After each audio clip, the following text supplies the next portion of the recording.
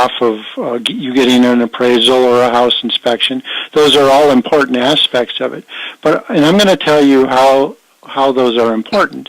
But I'm also going to tell you, what your alternatives are and how you go about doing it. And that's what you really need. Then you can look at all those, the more marketing type things on the internet and find people and find houses. There's tremendous tools out there now on the internet that were never there when I was that young. Websites like Zillow and Realtors.com and Redfin and those types of things that will help you find houses in the area you want, in your price range, with the features you want. They have tremendous filtering capabilities. We're talking with Michael Trickey. He's a expert on the process of real estate financing and real estate purchasing and selling and understanding the patterns of how people buy, what they buy, what they do well, what they do wrong. He's written a couple of great books. One of the books we're talking about right now is called Finding Home. You can get this book anywhere on any of the online book services, and I believe you can go into Barnes & Noble, and if they don't have it, you can ask for Finding Home by Michael Trickey. They'll look it up, and they'll order it for you there and bring it into Barnes & Noble or what have you. But this is a terrific book. If you guys are looking for a manual done in a very friendly and nice way of communicating some very difficult concepts and information, this book, Finding Home, is terrific. And we've been talking with Michael here for the last 20 minutes or so about this book. We're going to talk about another book in a second, but I had a question to ask you. What was the primary problem with this 2008 subprime blow-up, or this last really horrendous economic situation that really started with and was built around a lot of homes, people losing their homes, and Fannie Mae and Freddie Mac? What was the cause of all that? Was it the tendencies of Congress and the banks just not caring, or was there some definite problems with the consumer in terms of them making totally so many wrong decisions? In your assessment, looking back, what was the main culprit there? That's a good question. I start chapter 5 of the book talking about what some of the major reasons for the blow-up were. And believe me, there was enough blame to go around everywhere. What really happened is some of our leaders wanted to get more people into ownership of a home, because home ownership is a very stabilizing thing for our economy. People tend to take better care of their homes when they're owning rather than renting. It provides stability. Historically, home prices have gone up over time, so it's one way that people can build core wealth for themselves. And so, the idea of getting more people into homes was a good one. The issue, though, is there's a limit.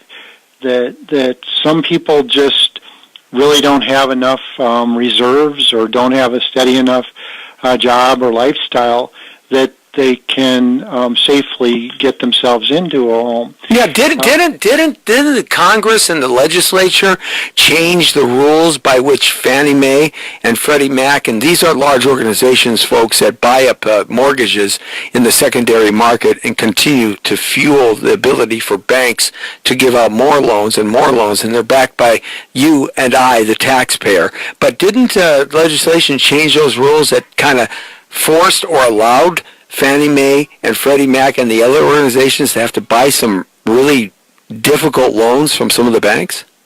Yeah, back there was a legislative push, a presidential push back. I think it was President Clinton who was interested in getting home ownership up about 5 more percentage points, and they started encouraging all sorts of financial institutions to make it easier for people to get into loans. It was a noble cause, but the issue is they kind of ran into the law of diminishing returns, right? You can only get so many people in if they really can't afford it.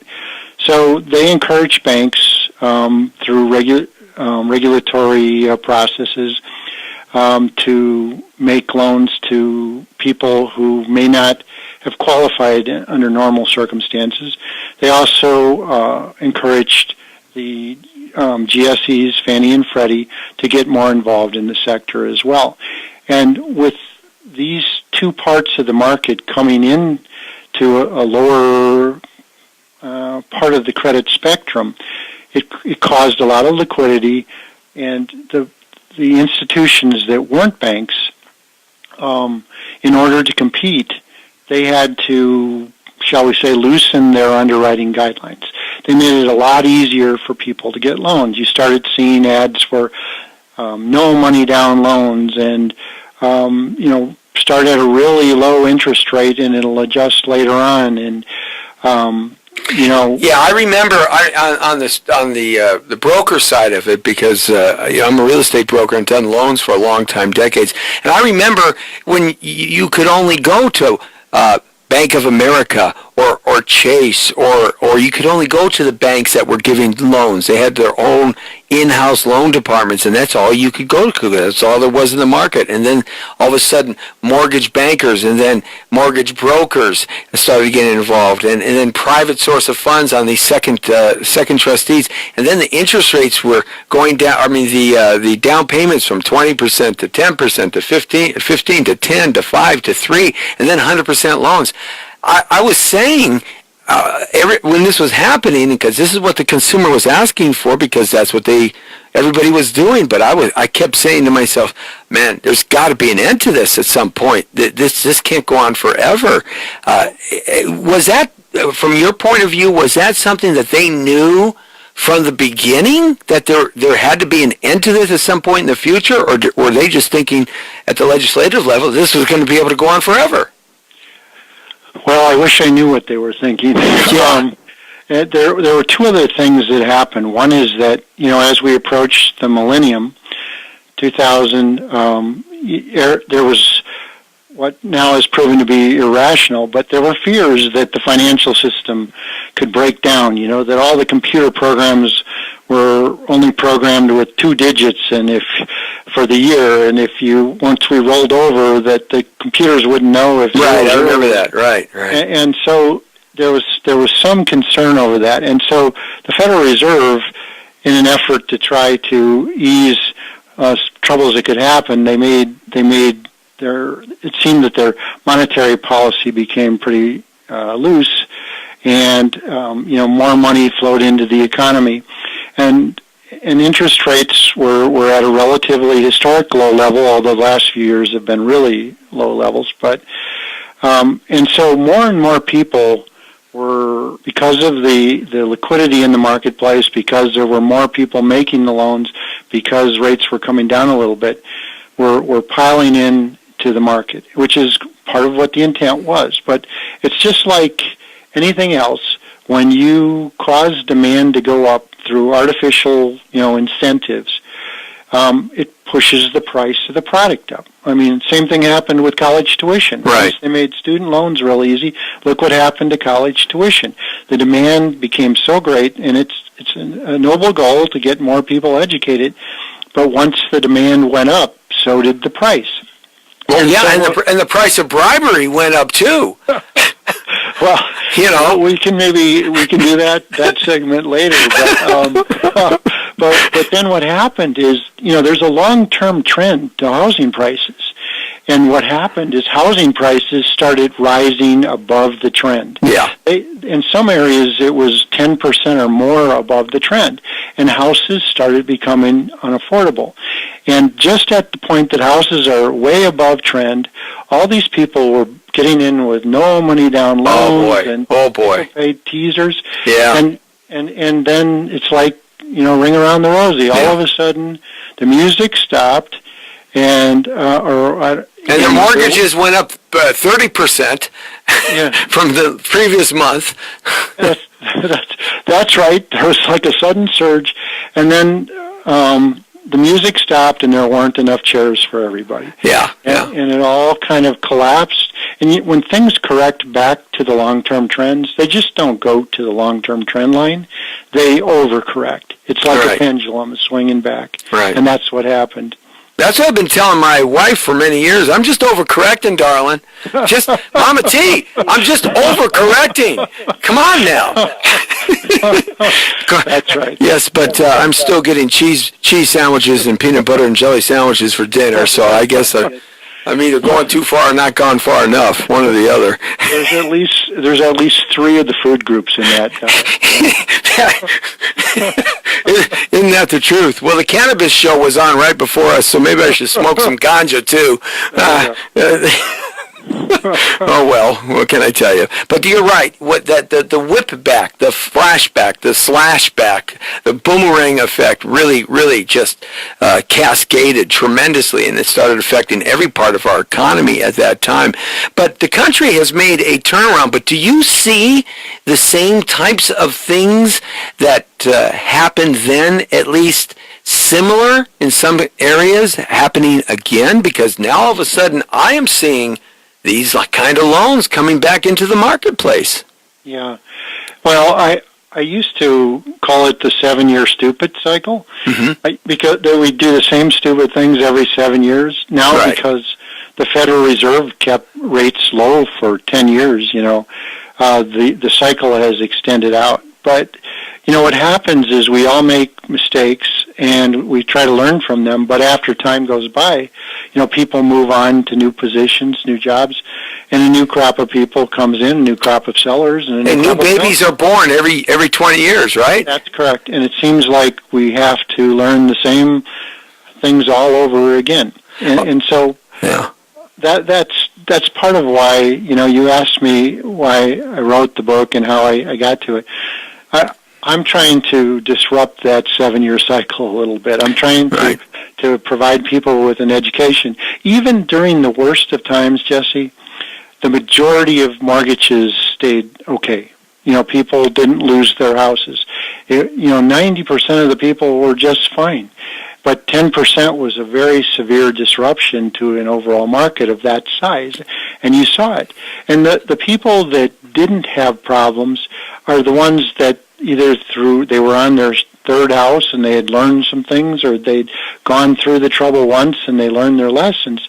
They had put their loans together correctly. They hadn't borrowed too much money. They hadn't picked a loan that started at a real low payment, and then after 3 years the payment jumped, sometimes doubling, so they could no longer afford it. Well, you're right, Michael. And not only was it the home buying process and the banks and the general public being conditioned to purchase a certain way for about 4, 5, or 6 years, but when they would refinance their houses, the ones that had houses, or they take home equity lines of credit and whatever, pay off their credit cards, you're supposed to not drive up your credit cards then again. But they would then drive up their credit cards and buy the big brand new car and an SUV, and they'll be within 6 months to a year back at what they just got out of, and then they have no other reserve to get out of the thing they just put themselves back in. So that's sort of what happened too, quite a bit in terms of the level that I was seeing.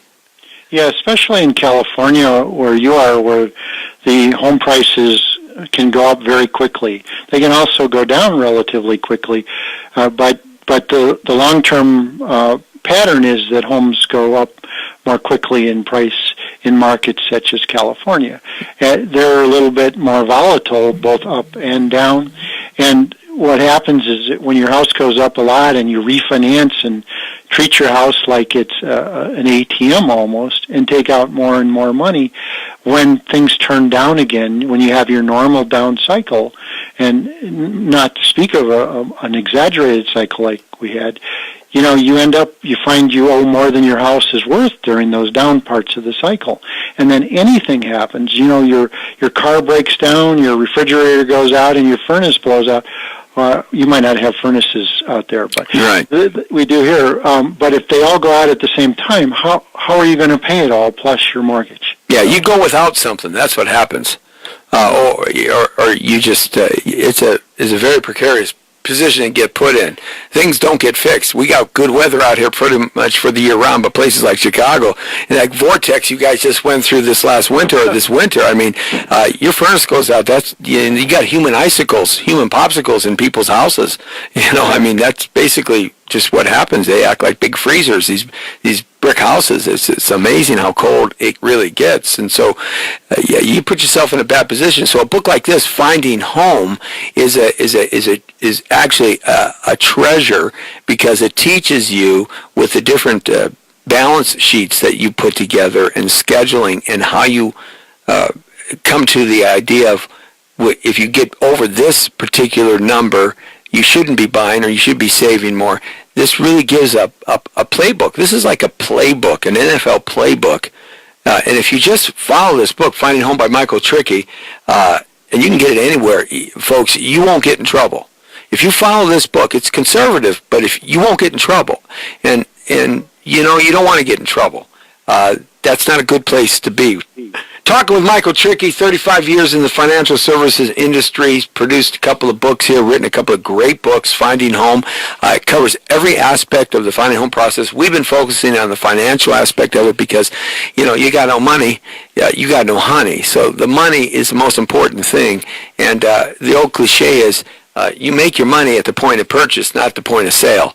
So, if you've got good finances coming in, you can get yourself a better interest rate. You can get yourself maybe a better down payment structure going on, a better type of loan for you in that respect. And this book will teach you how to do that. There's one of the other things about this book, which I found, and we'll end up on this because I want to talk about the other book, Michael, is that you take this all the way out to the end. When people move in the neighborhood, they move into their house, and what they should do next. You take this all the way out. It's the whole complete process. All right? And I thought that was fascinating. What was behind that choice to take it all the way out so far to the end? Well, it's once you have the home, or once you've found the home that you want to move into, that's you're halfway home. You so to speak. You still have to get the contract in place, get your loan put together, and you have to then get ready for the closing. You have to make sure you know how you want to hold the title. You have to know what you're going to take to closing with you. What do you need? And then when you get there, you have to know what you're going to get back out. Make sure they bring you the keys and the garage door opener. Yeah, that's right. Exactly. And when you're getting ready to move, I've moved a lot in my life, and I'll tell you what, there's an easy way to do it and a hard way to do it. And the easy way is to make sure where you're moving into is ready before you get there. Yeah. It's a lot easier to paint the walls when you don't have boxes stacked up all over, or get the carpet cleaned, or whatever. And so I just want to kind of lay it out for people. Once you have the home, this is a good order to do things. And if you're going to move, make sure you're not planning the truck to be moving during rush hour or any other stressful times. There's so many little things that are so easy. If you just sit and listen to it, you go, oh, that makes sense.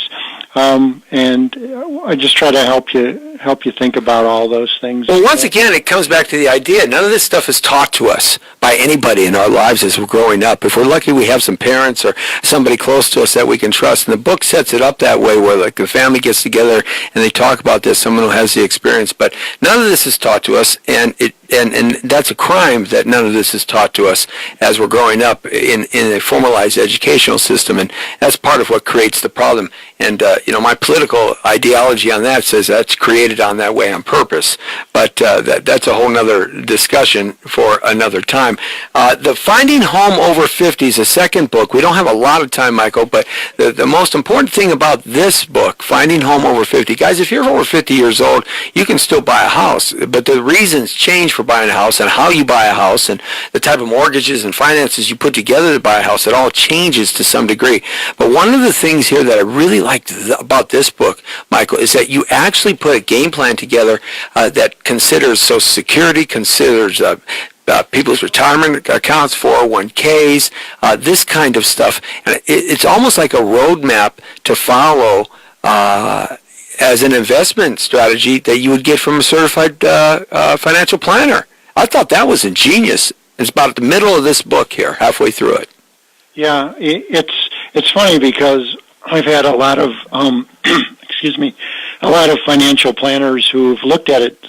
They come back to me and they say, "Oh my gosh, you got all this stuff about Medicare and Social Security all laid out so nicely." And they talk about, one of the things you have to do when you're thinking about retirement is, take a realistic assessment of how long, assuming your health holds out and everything, you expect to live, and how much money you've got. And then, if you're used to making so much per year and you're going to live another 35 years, well, you kind of know how much you're going to need. So how are you going to get it?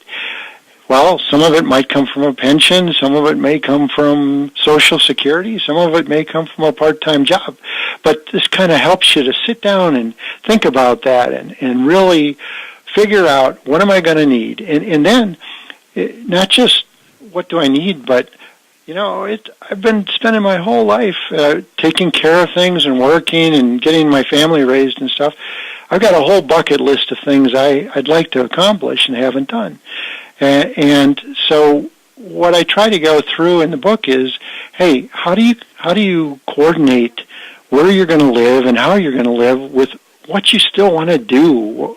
Enjoy your retirement years, and you may be able to line up where you live and what kind of house you're living in and such with what you want to do. Yeah, that's one of the masteries of this book, Finding Home Over 50. You cover all that information that, once again, as we approach senior citizenship and older, once again, none of this is taught anywhere. Even to folks who have owned property before, as they get older, the whole dynamic of ownership and life changes financially, and none of this is talked about anywhere, and that's just a shame.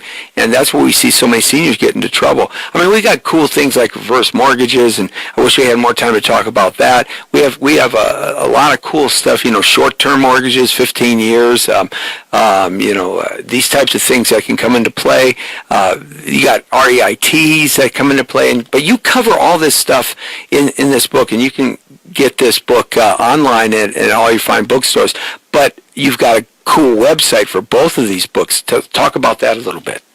Yeah, I knew that this market changes and laws change and preferences change and that sort of thing, and I can only put out a new edition every so often. So I wanted to have a way for people to keep current. So for each of the two books, I've established a website. For the first book, it's called FindingHomeBook.com, and the second one, it's called FHO50.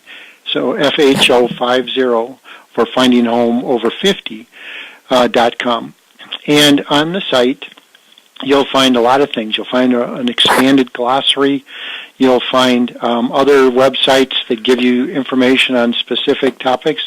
But very importantly, on each of the two websites is an area where you can download all sorts of questionnaires and lists and calculators and charts and such that are covered in the books.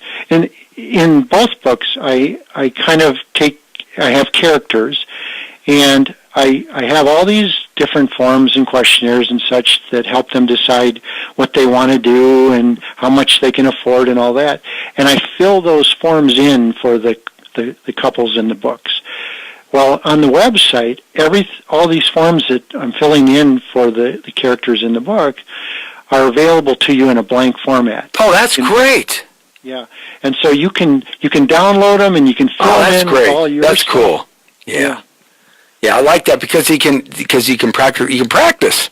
You can practice, and some of them are in Excel format, so you can fill in your numbers and see how the totals come out. And we don't like that, and then change some numbers around and see how it comes out. Yeah, the way you put that together is terrific. Your websites are great. Give those websites again, because I think that's really important for folks to be able to have that access.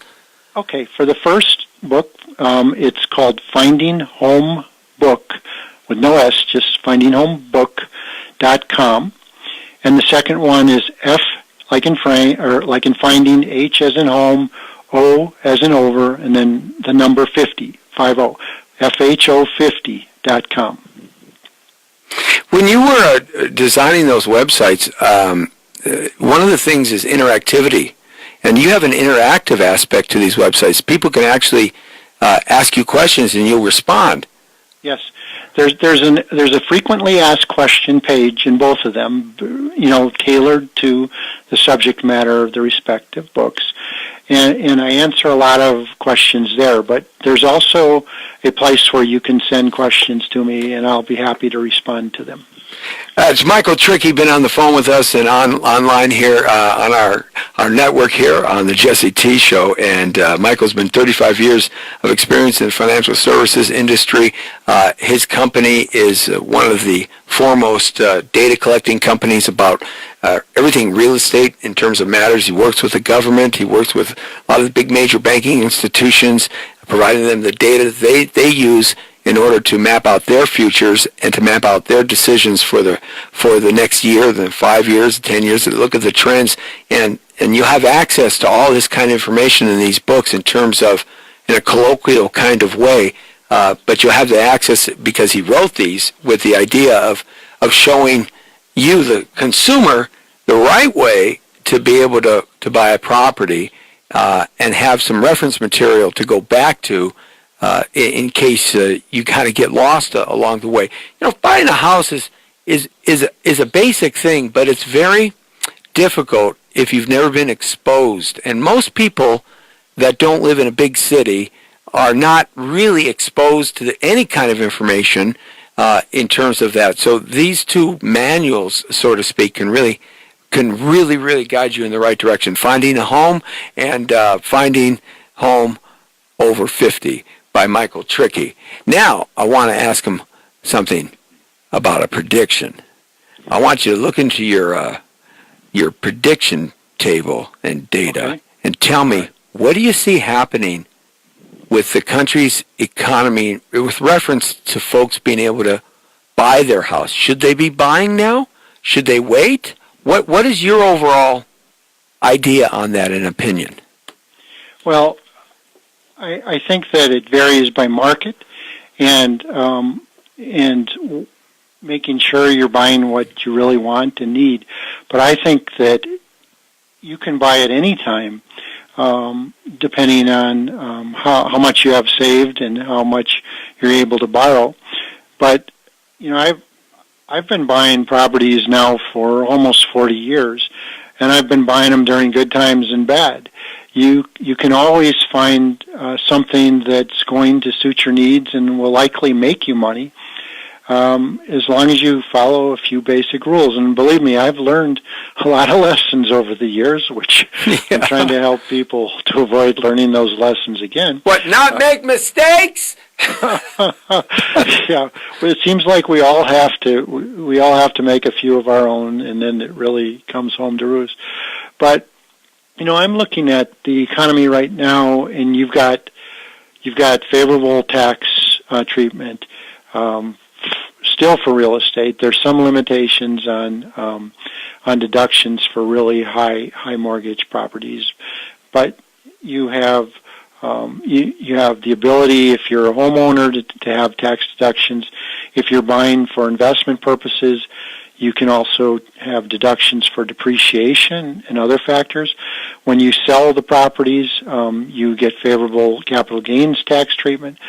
It's just a way to, over time, gain wealth, and in the interim to have it be building it on a tax advantage basis. Yeah, it's interesting. Not getting too involved in it because we're quickly running out of time, but there was a recent report that just came out today about the Trump Tax Act, the new tax code that's being utilized right now. And going into the season, everybody was amok and crazy and worried about, hey, we're not making this refund, we're not getting this refund. But the actual statistics the IRS just released today, so far, what they've accomplished is that most folks are getting about the same amount of money that they got last year at the same time. it isn't changed that much at all. In fact, they're getting $4 more back instead of $4 less. So the hullabaloo about that, it's still very favorable for real estate. Basically, everything stayed the same, and it's good there. But also, do you think that Trump and his going after the Fed, trying to get off the fiat financial fractionalized market system created in 1913, do you think Trump, if you think that's going to deal with the buying market with regards to the Fed, if they start moving towards that? I think that I'm very bullish on that. Yes, I think that that'll be very favorable, and it would be a whole other show to go into all the details as to why. Yeah. But I do, and the other thing that I think is favorable is, look, companies are coming back now that the corporate tax rates have been lowered. They're repatriating dollars from earnings overseas. They're bringing jobs back, and that's going to build a real underlying economic strength in the economy, and that has a long-term, very favorable implication with regard to home prices. Plus, in the last couple of weeks, especially the last 7 to 9 days, the interest rate bottom has dropped. I mean, it's amazing how far the interest rate went down the last 9 to 10 days. It blows me away. Yes, that's correct. It's amazing that with all these things that are happening, and home ownership is up everywhere, except, of course, in the most expensive zip codes where it's really difficult, like here in L.A. County. It's, the amount of money you make, the housing prices, because of the supply and demand issue, has just gone beyond the means of most people, unless you're making six figures a year or you got two people in a family making six figures a year. But for the rest of the country, when you start looking where most of the people are living, and the rest throughout the country, home ownership is spiraling. More and more people are buying now than they were 5 years ago or 10 years ago. I agree, and we're also seeing some trends in some areas where there's multi-generational living. Oh, that's coming back?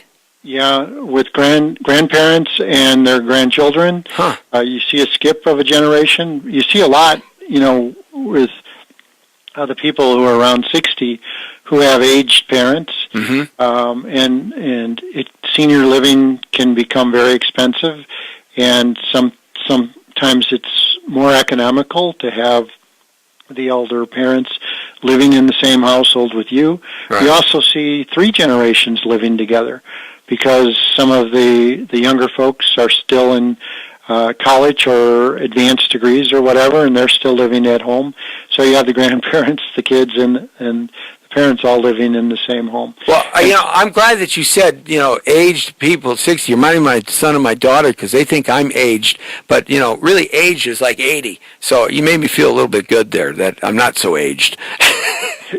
and that's part of what, in finding a home over 50, some of the factors for you to think about, mm-hmm. because we are all living longer, and so you have to plan for a longer period of time.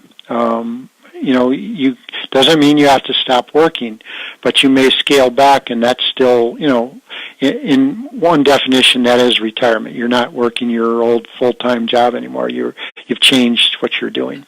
Right. So you have to think about the fact that you're going to live longer, and there's lots of Social Security strategies that go with that I go through as well.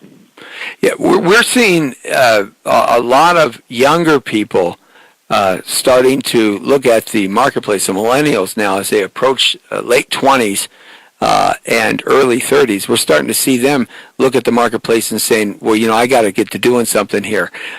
Prices have gone so high so fast, and I've got to get to do something right now. Is that trend happening across the country as well, as far as your data is concerned? Are the millennials starting to buy now? Yeah, there's more activity, definitely more activity. As you start to get to the age where, you want to have children or your needs are changing, oftentimes settling down, having a place that's a little more stable, having a place that you can start to have a garden or, more room for your pets or whatever becomes desirable. And so that's the age that millennials are moving towards, yes. That's what I keep telling Mama T. I need more room out in the backyard when I get in trouble. The little doghouse out there isn't big enough for me anymore. I can't help you with that. Oh, I thought you could. You know, you talked about that. What do you call it? The 7-year what? What do you call that? The 7-year. 7-year stupid cycle. Hey, well, you know, look at man. I'll be lucky if anything in my whole life lasts 7 minutes. So your cycle's a little shorter. Oh yeah, well that's what I keep lying about it, you know. I'm a professional politician. Oh baby, it's not that short. No, thank you very much. No. Just turn the lights down a little lower. Thank you. Okay, here, have another glass of wine. Oh Lord help me. I think I just got myself in trouble again. As usual, I always do. You know, it's been great hanging out with you, Michael. I mean, there's so much to cover. You have so much information, so much data, so much knowledge behind what you're talking about. Folks, seriously, you got to get these books. These books, they are a step-by-step manual, especially this book for you young guys, the millennials and the Gen Xers. That means everybody under the age of 50 down to about 20. This book, Finding Home, is a great book to have. It really is. There's so much. It's an easy read too. That's the thing I like about it.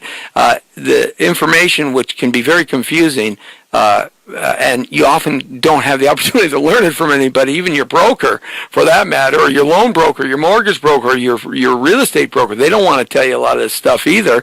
It takes a lot of time, but this is a great manual. Get it, Finding Home. You can get it online, and the website for that one again, Michael, is FindingHomeBook.com. So findinghomebook.com, you can ask questions. And then for those of you who are over 50 up, and that's Lee Baby Michaels here. He's 123. So you can still buy a house, my friend. It's okay, all right? Okay. Yeah, that's all right. No problem. I'll take care of you, baby. That's right. I told you, you got me around me for the rest of my life, you know, right? The rest of your life. I'm going to be checking out in a few minutes. Okay. Michael Trickey here, Finding Home Over 50. Anybody over 50, get this book. I'm telling you guys, Jesse T doesn't lie. Get this book. What's the website for this one, my friend? FHO, like Finding Home Over, FHO50.com. Okay, you got to get these books. And we're posting all this up. It turns into a podcast on YouTube here, as well as Twitter, LinkedIn, Blogger, Tumblr, and everywhere else, Instagram and Facebook.com/Jesse Torero. Saying hi to Deshaun McMillan, Vanessa Smith.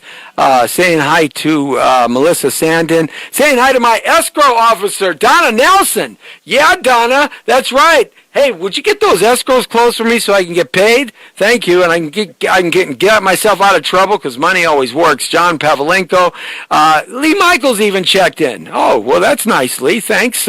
D.D. Craig checked in, and Clark Tang, Sifu Clark Tang, Jay, Pauline, Dana, R.J. Johnson. I like that guy's name. Antonio, David Smith, and the list goes on and on and on and on and on. Just wanted to thank everybody for checking in. Michael Trickey, everybody. Terrific financial expert. Check these books out and podcast this show. Listen to it. Take some notes and go to his website. Ask him some questions. Hey, Michael, this show will cost you exactly a beautiful Chicago-style pizza. Okay? You got it. I want a pizza pie. Quick, what's best? Thick or thin? Lee, which one for you? Thin! Oh, he's the New York man. Give me that thick, baby. That's right. Right. Well, I don't want a thick baby. I just want a thick pizza. Right. You know. Okay. Michael, thank you very much. Thank you, Jesse. You're the best. Thanks for your patience, brother. We'll talk to you. And we got a lot to catch up on. Thanks a lot. Michael Trickey, everybody. Get his book, Finding Home Over 50. Great books. Go to his website, findinghome.com, and check it out. You can check him out in the Jesse T Show here. We'll be continuing on here with $1 Million Money Making Monday, but we're going off the network right now. We're going to go onto our Facebook.com / and Instagram network, separate from the powervoices.com. So good to have you along with us. Thanks a lot. We will talk to you here in a little while, and have a great day. Good night. Goodbye. See you later. I was waiting for my music, man. Where's my music? I mean, come on. If you play the music, play.